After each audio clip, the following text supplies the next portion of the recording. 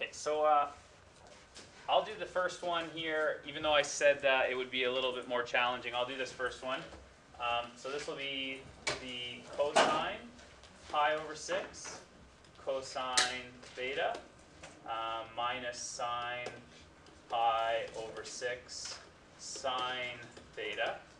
And if I expand the other identity, it'll be take away the cosine pi over 6 cosine theta plus the sine pi over 6 sine theta. So now that I've expanded it, the first two terms here, this one and this one, one's positive, one's negative. So even though it looks like a whole bunch of complicated trig mess, those are going to subtract each other. They're going to be gone.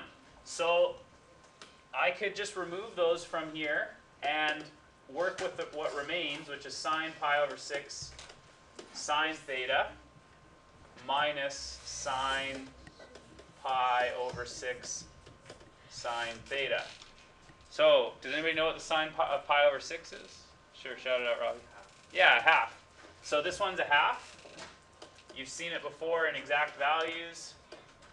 So this is the same thing as negative 1/2 sine theta minus 1/2 sine theta. And of course, you also know that as negative sine theta. Okay. And in the last one, we would have sine pi cosine x plus cosine x sine pi. And this one is nice and simple. Sine is going to be 0 at pi, and oops, did I do that backwards? Yeah, I did. Wait a second. That would be cosine pi sine x. There we go. So that one would be 0. This one here would be negative 1. So I'm left with the negative sine of x. Okay.